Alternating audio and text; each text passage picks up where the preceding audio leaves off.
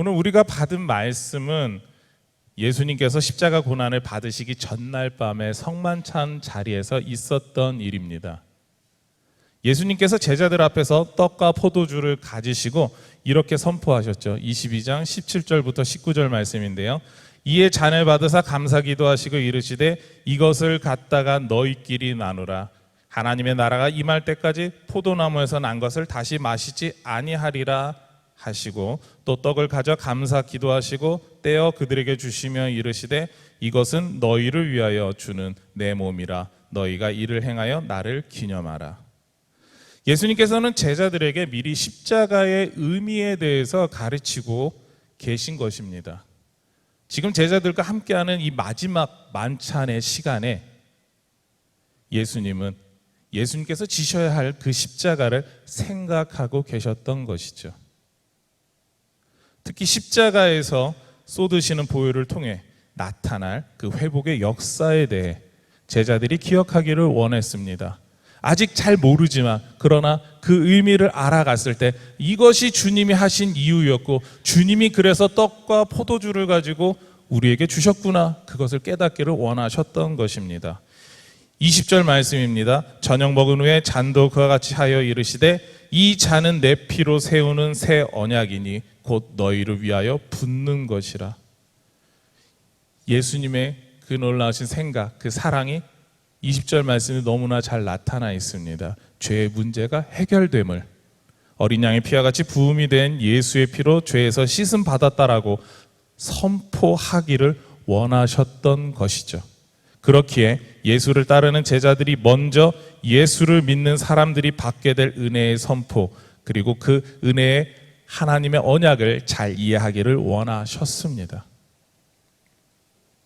예수님의 거룩하고 엄숙한 선포 앞에서 모든 제자가 주님께 집중하고 함께 은혜를 구하였을 것이다 라고 우리는 이 장면을 상상하게 됩니다.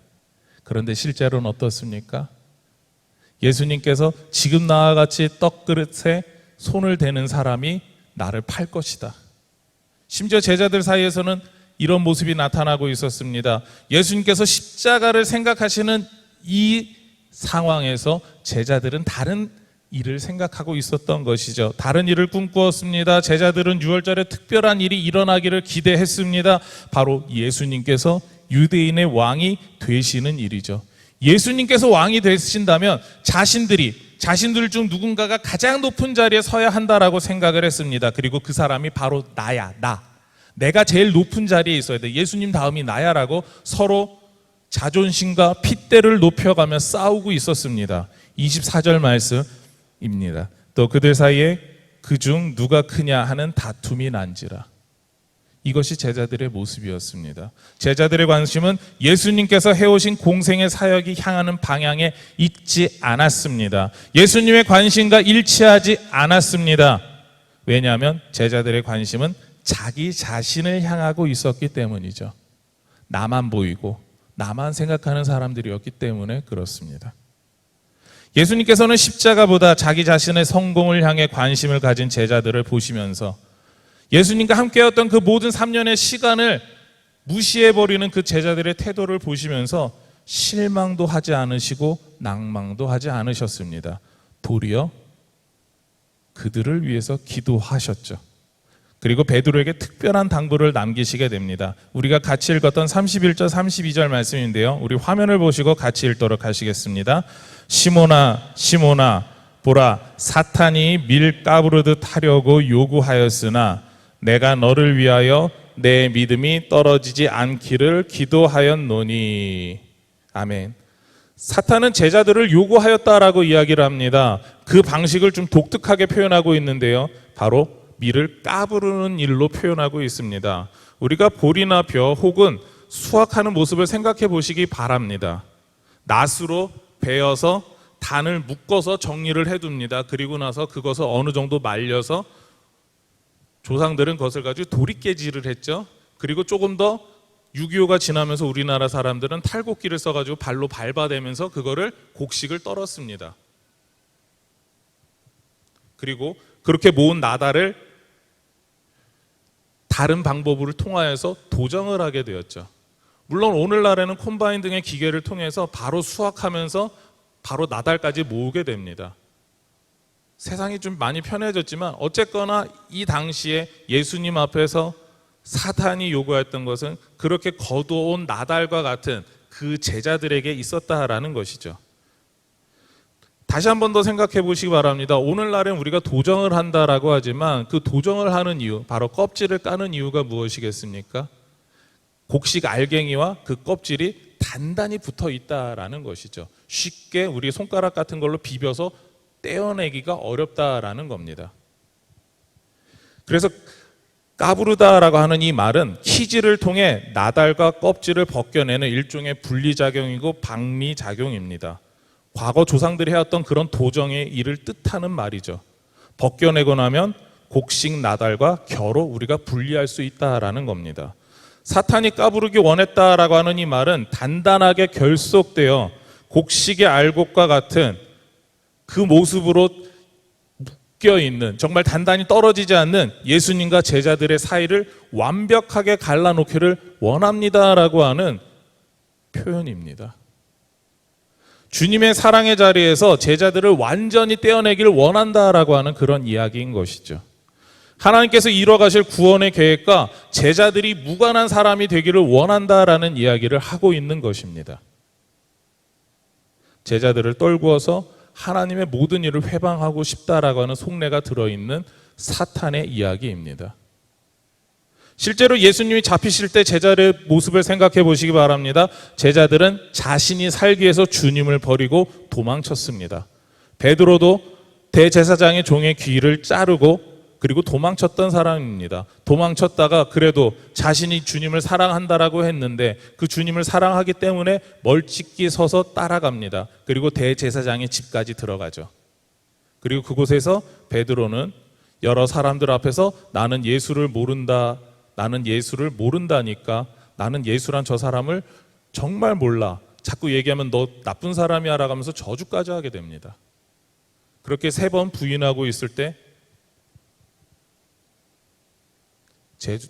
베드로는 닭이 우는 소리와 함께 자신이 무엇을 하고 있는지 깨닫게 되죠. 바로 예수님께서는 그 모든 걸 아셨습니다. 그럼에도 예수님께서는 그 제자들을 위해서 기도하셨던 것이죠.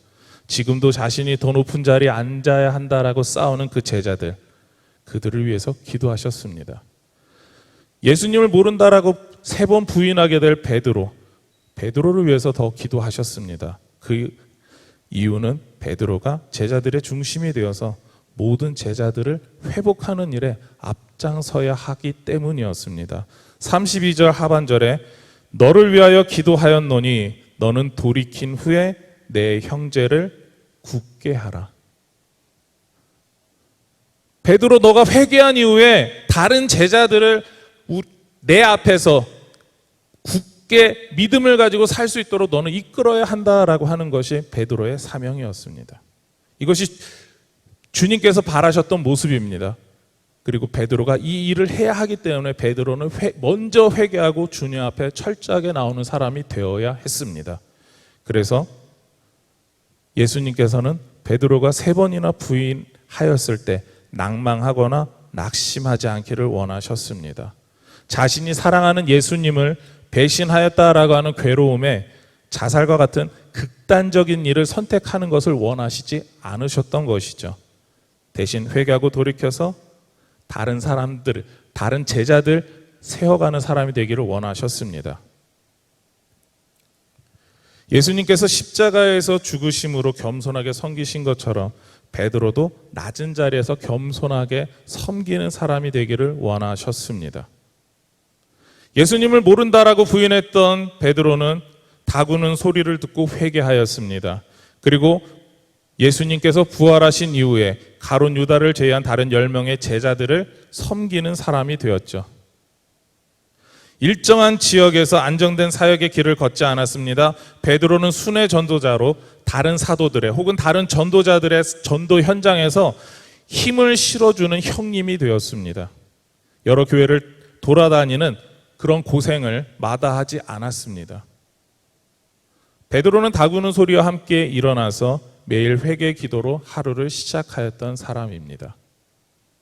철저한 회개, 그리고 철저한 자신의 삶을 돌아보며 겸손히 섬기길 원했던 사람, 그 사람이 베드로입니다. 베드로가 회개의 사람이 되고 베드로가 평생 다른 사람들을 섬길 수 있었던 것은 베드로의 노력처럼 보입니다. 그러나 실제로는 베드로의 노력이 전혀 없습니다. 스스로가 무언가를 이뤄놓은 결과도 아닙니다. 바로 예수님께서 베드로를 위해서 지켜주시는 기도를 하셨기 때문입니다. 더 나아가 우리 주님은 베드로를 통해서 다른 제자들을 세워가는, 지켜주시는 기도를 하셨기 때문에 베드로가 먼저 회개할 수 있었다라는 것이죠. 우리가 중보기도라고 하는 이 기도의 모습이 이와 같습니다. 우리가 보았을 때 다른 사람을 위해서 내가 조금 기도한다고 무슨 특별한 일이 생길까? 특별한 일이 생깁니다. 하나님께서 그 사람을 지켜주기 위해서 내가 했던 그 기도를 들으시고 그 사람의 삶을 바꾸시고 그 사람을 변화시키시고 주님 앞에서 사용하시기 때문입니다. 그렇기 때문에 우리는 다른 사람을 위해서 기도하는 것이죠. 하나님의 은혜의 역사를 바라고 하나님 그 사람을 변화시켜 주시고 귀하게 쓰게 하실 것을 우리는 알기 때문에 기도하는 겁니다. 제자들에게 기도의 본을 보여주신 예수님께서 제자들이 예수님과 같이 기도하는 사람이 되기를 원하셨습니다. 제자들은 그렇게 기도하는 사람이 되었죠. 제자들이 기도하는 사람이 된 것처럼 예수님께서는요, 지금 이 자리에 있는 저와 여러분이 기도하는 사람이 되길 원합니다. 나를 위해서 기도하는 사람이 아니라 다른 사람을 위해서 기도하는 사람이 되기를 원하시는 것이죠. 여러분의 기도의 모습은 어떠하신가요? 저는 이 자리에 나오신 오늘 이 시간에 함께 하신 모든 분들이 나를 위해서도 기도하겠지만 다른 사람을 위해서도 당연히 기도하시는 분들이 되기를 소망합니다. 제자들을 기도로 지켜주시는 주님처럼 우리도 다른 사람을 기도로 지켜줄 수 있습니다. 우리 화면을 보시고 우리 같이 한번 읽으실까요? 시작! 제자들을 기도로 지켜주시는 주님처럼 우리도 다른 사람을 기도로 지켜줄 수 있다. 이러한 마음으로 오늘도 기도의 자리에 동참하시는 모든 분들이 되기를 소망합니다. 여러분들의 기도가 작지 않습니다. 그 기도의 모습 하나하나가 다른 사람들을 세워가고 여러분들을 세워가고 더 나아가서 우리 동부교회를 세워갈 것입니다. 요한복음 17장을 보면 예수님의 기도가 나오죠. 예수님께서 십자가 사역을 앞두시고 십자가 사역을 위해서 제자들을 위해서 그리고 그 제자들이 세워갈 교회를 위해서 기도하셨습니다. 그리고 우리에게 그 기도의 모습이 동일하게 흐르고 있습니다. 그렇다면 우리가 기도해야 될 모습은 우리의 사역을 위해서 우리가 만나는 사람들을 위해서 그 사역을 통해서 장차 하나님의 은혜를 받게 될 사람들을 위해서 우리는 동일하게 기도할 수 있는 것입니다. 이것이 주님께서 베드로를 위해서 더 나아가서 다른 모든 제자들을 위해서 기도하셨던 지켜주시는 기도입니다. 우리가 예수님을 따라 기도한다면 동일한 역사가 나타납니다. 우리가 복음을 전하고 교회를 굳게 하기 위해서 기도할 때 분명히 기도의 역사가 나타납니다. 여러분이 기도해야 될 사람은 누가 있습니까? 우리가 기도해야 될 많은 기도의 제목들이 있습니다. 그렇지만 오늘 눈을 조금 좁혀서 이렇게 보기를 원합니다. 바로 우리 동부교회 안에 있는 지체들을 먼저 바라봐 주십시오. 우리 동부교회 안에 여러분들이 기도해야 될 수많은 분들이 있습니다.